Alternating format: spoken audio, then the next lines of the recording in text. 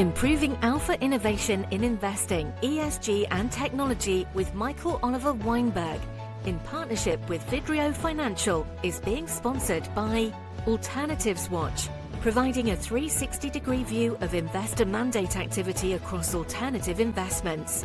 TheFundMarketer.com, a comprehensive directory of products, services, and information for asset management, sales, and marketing professionals. And PEVC Tech, a community for family offices, private equity funds, lenders, and VCs using AI and analytics to generate alpha.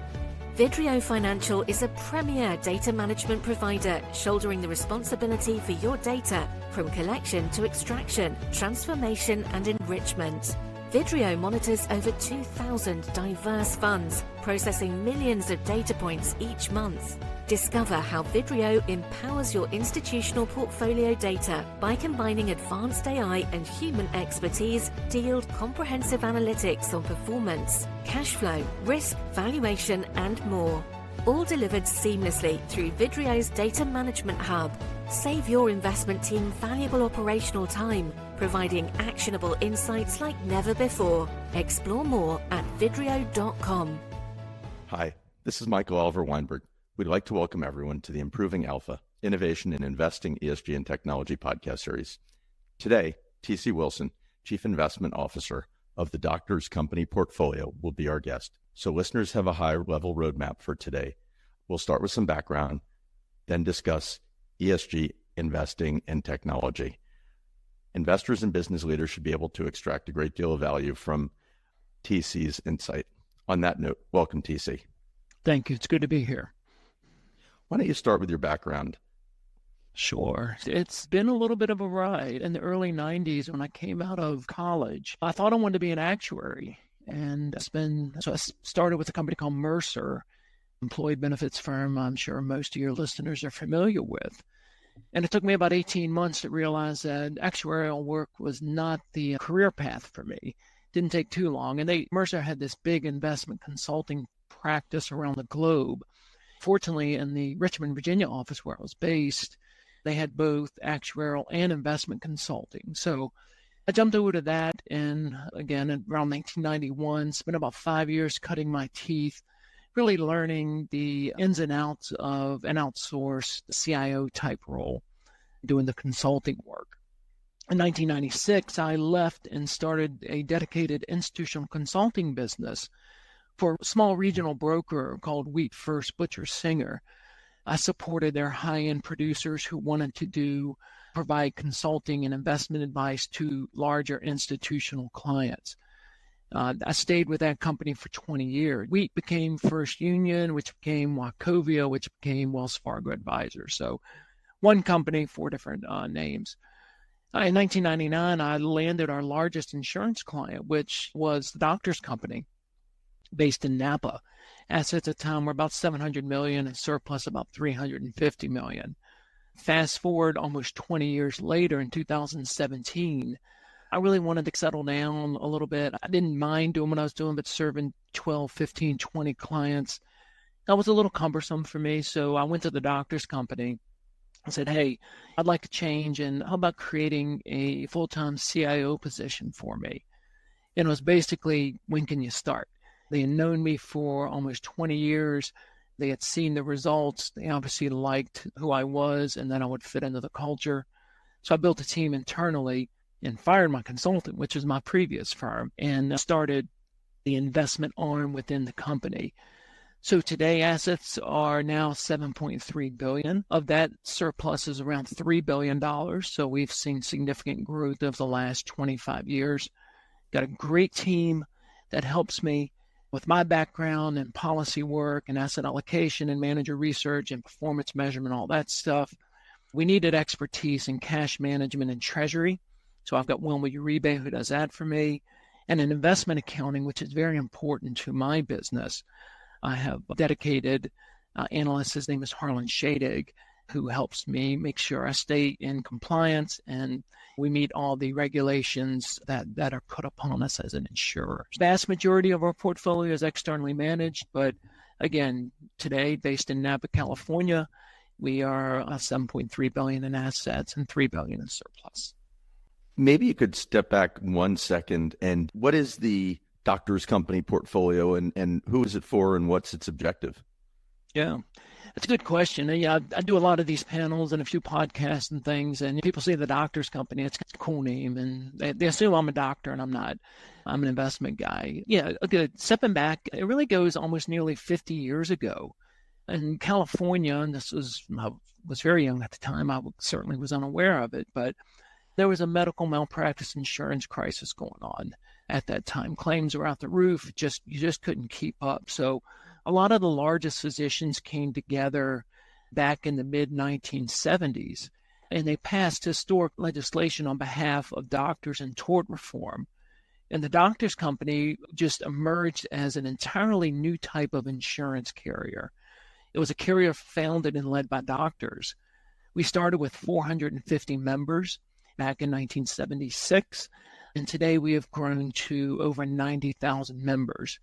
Our mission is to advance, protect, and reward the practice of good medicine, and we do that by serving the full continuum of care, from individual physicians to academic medical systems.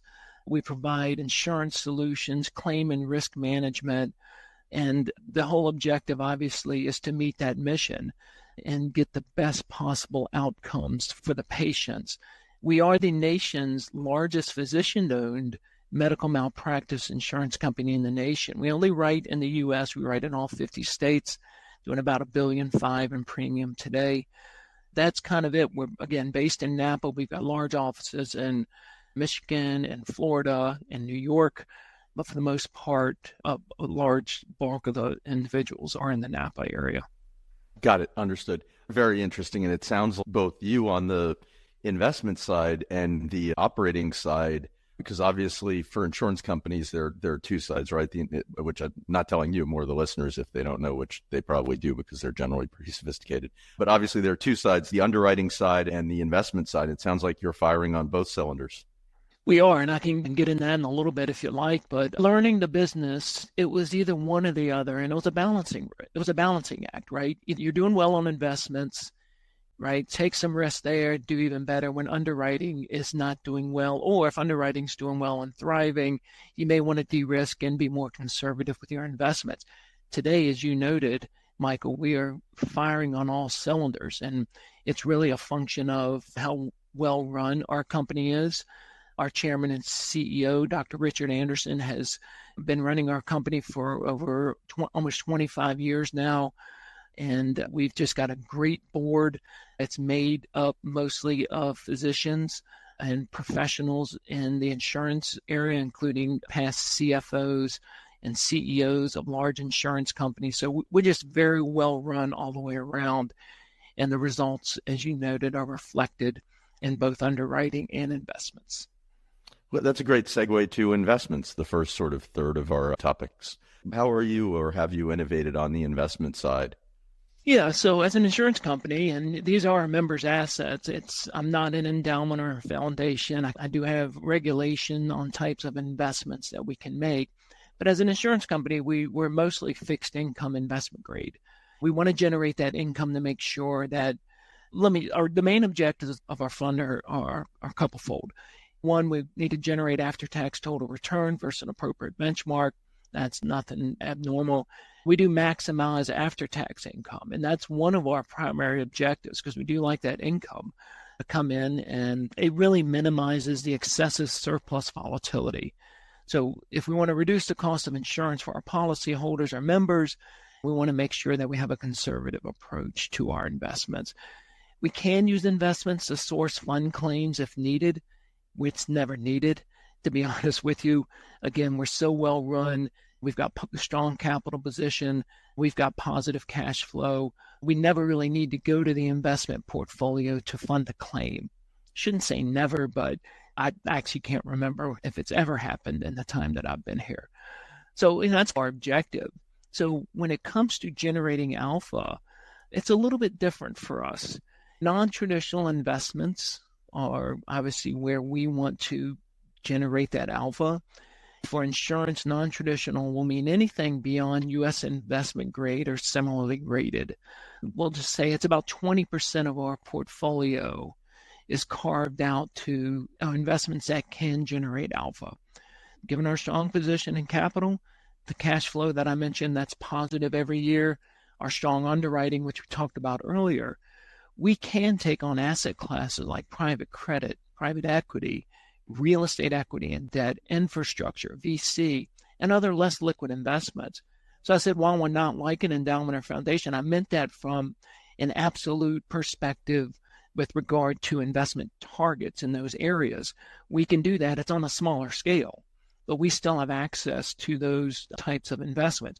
And given my background in consulting, we all understand in our business the benefits of adding low correlated investments for diversification reasons and benefits.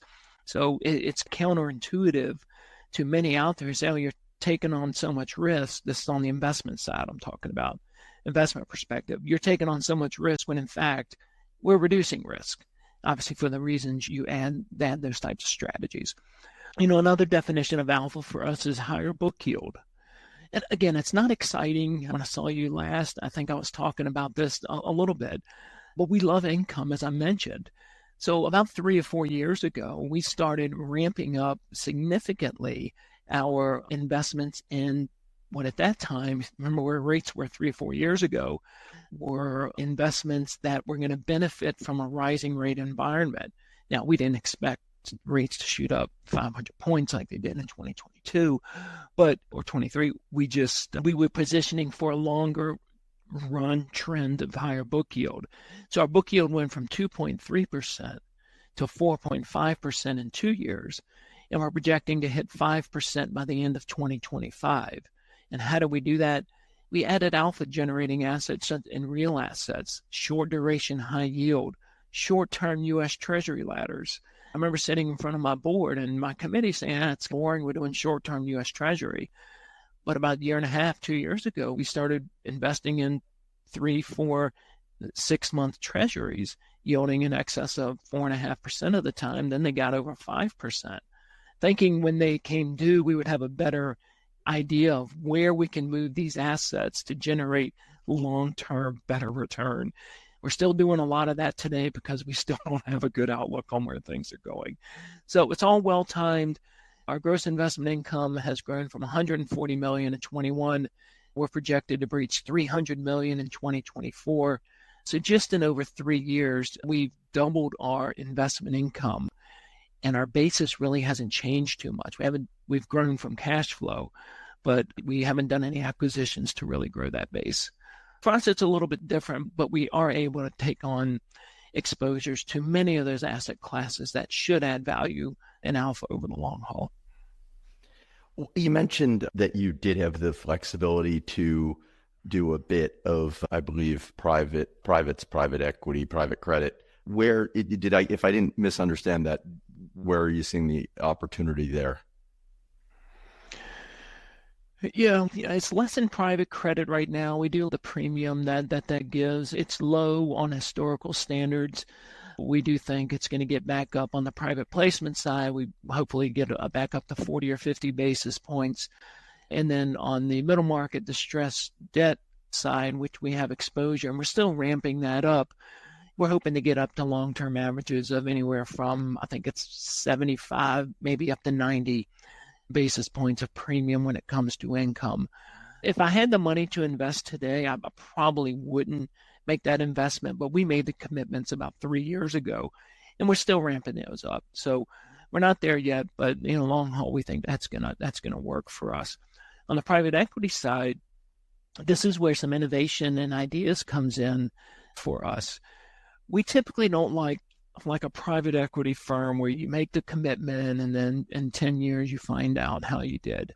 And we like our assets to work for us for the most part. But one of our initial private equity investments was just made earlier or late last year. And it's a local company that has already established the portfolio, and they're not buying companies to flip them in 4, 5, 6 years. They're buying companies that are well run, have strong cash flow, and are going to be around a while. They just need some improvements for whatever reason. And the benefit to that is we have an off ramp if we want after 4 years to get out of that. So that is unheard of when you think about traditional private equity. What's even more unheard of, on day one of our commitment, and our commitment was 100% called on day one, we were getting a 4.25% dividend payment from our investment. Again, it's just not really heard of in private equity. It was an innovative idea. I know a lot of people out there. This one firm brought me the idea, and it made sense for us. So we're not looking at private equity in the traditional sense. We're looking at more from, hey, get a little creative, knowing what my needs are as an insurer, and come to me with some of those ideas. And that one's working out very well for us. Interesting. Just before we shift gears from the investment side, anything else interesting to talk about on the investment side that you think is similarly differentiated or unique or creative? Obviously, as a California domiciled company, ESG is very important to us. We're a mission-based companies, Advanced Protector Board, the practice of good medicine. So we also support anything that is mission-based. We have a dedicated sustainability section in our investment policy statement. And I'm not so sure many of our competitors do. It's not right or wrong if they do or don't. But again, being based in California, it really made sense. And plus, we believe that we recognize the importance of considering ESG and its risk factors. So in support of California's climate risk and carbon initiative, I believe that's the right wording, and obviously, trying to the goal of reduction of carbon emissions, we overlay ESG considerations into our process of asset allocation, governance, due diligence on our managers, the monitoring, of course, and then general investment decision making. So it's very important to us. And in California, there is an organization within the insurance company called COIN, COIN, and it's the California Organized Investment Network. And as full disclosure, I am the chair of the advisory board for COIN. So what COIN does is it looks to help insurers make safe and sound investments that yield environmental benefits in California and actually beyond now, and or social benefits for the state's underserved communities. So types of investments that we make through COIN as it relates to the mission are green bonds. We'll invest in that. New energy types of investments, which we've recently gotten involved with, but it's beyond that. When it looks at the underserved areas like municipal bonds and some municipalities where if I went to my core bond managers who have $3 billion of my assets and said, hey, are you going to buy these municipal bonds that are on the COIN list? They would say no, because it doesn't fit the objectives, because they are a little bit more risky, right? But we have to make sure that they go in and they're not too risky where there's a significant chance of losing our principal there. There are some municipal bonds on there that, again, that help these underserved communities. I mentioned green bonds. Back in 2020, end of 2020, early 21, there was a manager who was hired to fund a California rebuilding fund, and it went to insurers to seek assets to come in and help small businesses that have been impacted by COVID.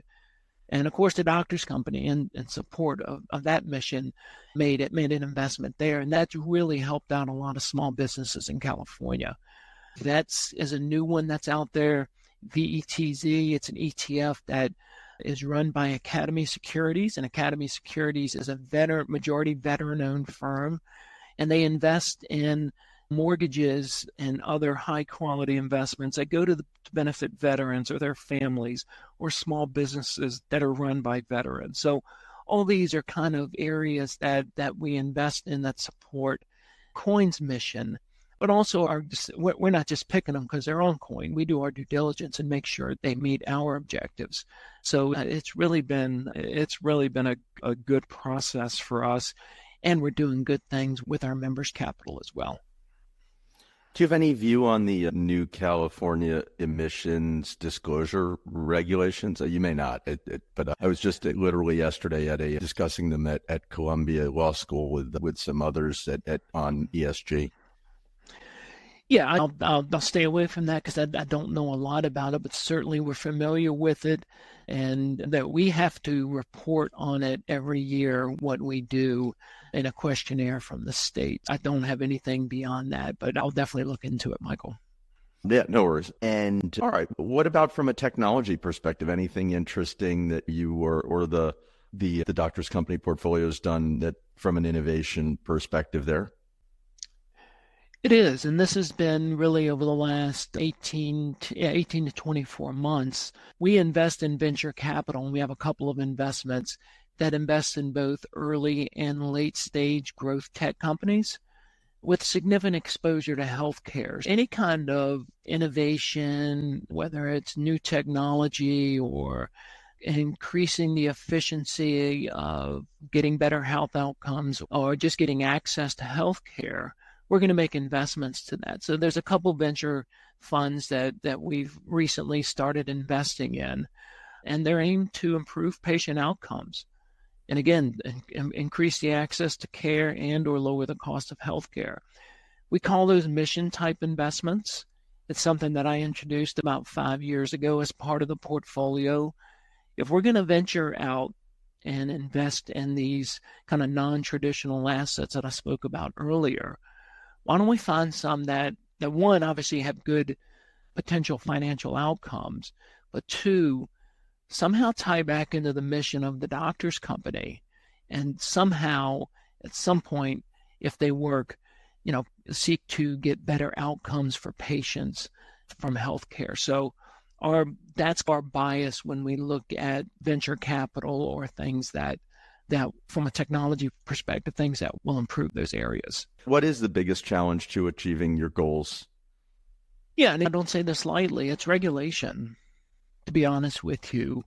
We're a highly regulated industry, as is needed. I'm not saying we are overly regulated, but from an investment perspective, there are rules on the books that have been there for 40, 45 years that really don't make sense anymore in today's investment environment.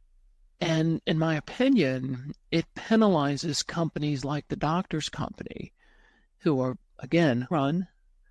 We've got strong capital. We have positive cash flow. We've got an A rating by AM Best. We clearly know how to manage our shop all the way around. Why should we have the restrictions that some of the companies that don't have those attributes, all of them, if not some of them, if not all of them, why should we be limited or restricted in the same way? I'm not saying we don't need regulation, investment regulation. We need it. But I do feel like we do get penalized a little bit for that. Because at the end of the day, ultimate objective as an organization is setting the right rate for our policyholders. If we can generate more and not take on as much risk by expanding that asset base and getting more diversified, I think we're able to keep rates down and make getting insurance somewhat more reasonable than it appears in the direction that it's going. And just to clarify, I think something that you and I had discussed when we were speaking live not too long ago, correct me if I have this wrong, it's effectively like a mutual company or mutually held company by the physicians. Is that right? Or do I have that wrong? That's correct. That's correct. We are 100% physician owned. Yep. Okay. And then what's a red flag with a manager such that you wouldn't invest? Let's take out the obvious, right? If you don't have a track record, don't even bother. First and foremost, we know that. I've been doing this now for over 30 years, assessing managers and looking at them. But one of the things that kind of gets me a little bit nervous, and I've got a firsthand experience on this, is getting to a culture. We love working with smaller boutique firms in certain areas. And it's easy if you take the time, you go on site, you spend time with the individuals, and I'm not talking about just the key personnel, I'm talking about ops, accounting, obviously trading is a key position, even all the way down to assistants, just spending individual time with them. And it only works in a smaller firm because you don't have enough time with the big ones. You really get a sense of the culture. And I think having a good culture, small boutique firms have historically added more alpha than the larger ones. Having that culture in those firms I think is something that's good. And it's easy if you take the time to do it, to go in and not see that that's working. So that, I think culture is, or lack of culture is, a big red flag when it comes to selecting a manager. Understood. And I couldn't agree more. What's a material mistake you've made investing and a lesson learned, hopefully? Well, it's going to feed off of that one. One time we did not spend the time doing the due diligence. We did it, we thought, but we didn't do it as needed. And small firm had a potential to add a lot of alpha, offered a lot of products, had less than 10 employees, and just ended up, the key person, the star in the shop, ended up having hands in every part of the organization. And that type of overreach led to a culture that wasn't sustainable, ended up blowing up, and it didn't work for us. For me, it was a lesson learned. Next time, go in there, say, hey, I want to speak to the executive assistant one-on-one. And if you get that they don't know what they're doing, or they don't have any impact on day-to-day, if I get that response, then that's a red flag to me. And I'm gonna say, no, I'm gonna do that, because again, you can really get a sense of how well an organization is run from its culture, and speaking all the way down to the lower levels of the organization. This is a slight change in gears, and maybe it's a question that we were discussing with allocators over the past year or two, but it's funny, I feel like it's less relevant, but I'll ask it nonetheless. Inflation has been obviously quite topical, and it's certainly topical relative to the Fed and hence the markets. But has that at all impacted your allocation, or will it prospectively? So it impacted so when I talked about building out our real assets 3.5 years ago, we took it from 3% to 12%. Inflation was factored in there, especially on the infrastructure side. So we really ramped up our infrastructure exposure, saying, okay, we want a little low correlated asset to what we normally do. We want a little bit more income, and in an inflationary environment, these infrastructure has a history of holding up pretty well. Yes, it did factor into our decision. One other thing I failed to mention on our portfolio, as a statutory filer, we do not have to carry our bonds at market. So if I was marking my bonds to market, I would be very concerned, and I would have been, obviously, on inflation and the obviously impacts on bonds. And we would have put a lot more into equity back a couple of years ago. So the typical answer is don't invest in bonds. We can do it. We don't, again, because we carry them at amortized cost. We do not have to mark them a market. And obviously, most of the bond portfolio is underwater right now. But fortunately, getting all the way back to the beginning of the conversation today, we rarely, if ever, have to sell bonds to cover claims or support the operations of the company. So I don't have to realize that loss on the bonds. So inflation is part of our overall decision making when it comes to setting asset allocation, but it's not something we lose a lot of sleep over right now, especially as it's come down over the last 1.5 to 2 years. What's a good book you've read either lately or a favorite book? I try not to read a lot on kind of investments and stuff like that. I just get inundated with that information, and every now and then a good book will cross my desk. I spend time reading golf books, whether it's on the history of golf or on golf instruction. And it rarely it's great to read, but it rarely translates into better results for me on the golf course. It's fun to read, especially on the history of that. I've got a couple books that go into the history of the U.S. Open and the Masters, and it's just, to me, that's just very interesting knowing that. But this is interesting, and I'm glad you asked that question, because the current book I'm reading actually ties into what we do as a company. My oldest daughter is a year away from becoming a nurse practitioner, and she just started a clinical with a functional medicine doctor.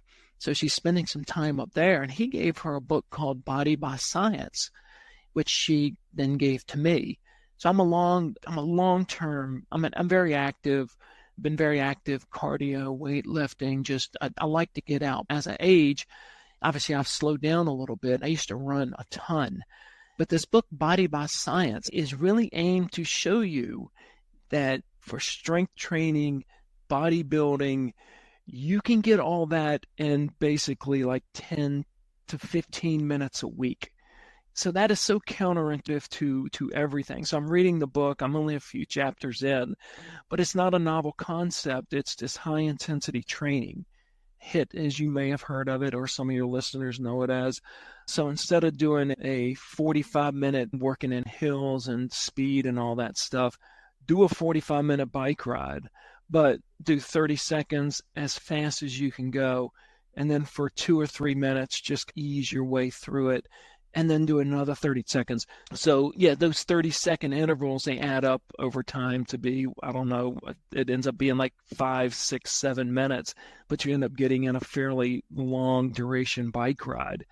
I've been doing it and it's like I just ran 5 miles after I get it done.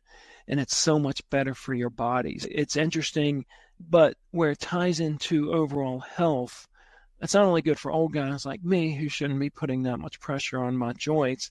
It works on lowering cholesterol. It talks about how the body works, how the heart functions, how to ramp up your metabolism, how to build bone density, shed fat, all that stuff. And it's so counterintuitive to everything that I thought I knew about working out. Again, Body by Science. Not a novel concept, but to put it in front of me at my age, I've already started doing things the last couple of weeks that it suggests, and I feel better, and I don't feel as beat up as I used to leaving the gym. I'm with you on investment books. Most of them, I feel like yourself, having done it for so long, I have a pretty good sense of that. But occasionally I do read a good one. But I just got Body by Science as you said it, so I will look forward to checking. I just got it, so I'll look forward to checking that out. All right. And on any advice for other allocators or investors? Yeah, I'm not usually one to get up the pulpit and preach or give advice. I'll just tell you what's worked for me. And it's just stay away from the noise. Especially, and what I mean by that is post-COVID, a lot of these firms out there, marketers, client service, people looking to build the business, it's easy for them to shoot you an email saying they have the latest and greatest. We rarely get calls anymore, right? You rarely get a message from your assistant saying, hey, so-and-so called and they want you to give them a call, talk about this. It's emails because it's easier for them to do a mass dump and send it out there. I get private credit emails once a day now, at least on why their firm is bigger and better. So stick to your knitting. Things have changed a little bit, but they really haven't changed strategically from what we've all learned. I'm talking about from an allocator perspective. When rates were near zero, I was almost convinced that we were never going back up again, lower for longer, because everyone was talking about that. And I got close to making some adjustments to my strategic allocation that would help lower for longer environment. But at the end of the day, I just, I know better than this. And obviously, as rates have gone up, traditional modern portfolio theory, some of its concepts are still applicable today. That's it. We've been through here. We went through the late 90s with the tech run. I was really close as a consultant at that time to start loading up my client portfolios with technology-only funds. Hell, they were up 100% in 1999. We're missing out on that boat. And then I thought better of it, and then we all know what happened with the crash or the popping of the bubble in March of 2000. Yeah, I think that's it. Stay away from the noise. We get a lot of it these days. Stick with what you know, and I think it's going to work out for the best. That's what's worked for me. One more thing. Please. Know what you don't know. I have never been a person to get up here and you asked me a question about California emissions. I probably could have rattled some stuff off for a couple minutes and none of it would have been coherent. I don't know an answer. If I don't know something, I'll just come out flat out and say it, and I'll say I want to learn about it. That's it. Just know what you don't know. Don't be concerned about what perceptions are if you don't know an answer. I've stood in front of my committee. They've asked me questions before, and I don't mind saying I'll get back to you. I know it's a cop-out, but I'd rather say that than spew something that if at least one person in that room knew I was full of it, that really makes me look bad. So I think that's probably another thing that I would suggest. Great. I think that wraps it up. TC, we'd like to thank you for the interesting discussion and sharing your most valuable asset with us, your time. We hope listeners have a better appreciation for what one of our more thoughtful allocators is thinking about and how we'll benefit from this as investors and allocators. This is your host, Michael Oliver Weinberg, hoping you join us again for our next episode where we speak with another thought leader who will provide insight into improving alpha. Thanks, TC. Thank you. You're welcome. Thank you for joining us on the Improving Alpha, Innovation in Investing, ESG and Technology podcast, presented in partnership with Vidrio Financial and sponsored by Alternatives Watch, thefundmarketer.com and PEVC Tech. Vidrio Financial offers a cutting-edge data management solution that not only collects and cleans your data, but also empowers investment teams to cut through the noise and extract valuable insights for better decision-making in areas such as valuation, risk assessment, and portfolio management. If you're an endowment, foundation, pension, sovereign wealth fund, asset manager, OCIO, or family office facing challenges with your data pipelines, we invite you to connect with us today and explore how Vidrio can seamlessly integrate with your investment team to enhance your data management capabilities. The information covered and posted represents the views and opinions of the guests and does not necessarily represent the views or opinions of Vidrio Financial or our host, Michael Oliver Weinberg. The content has been made available for informational and educational purposes only. The content is not intended to be a substitute for professional investing advice.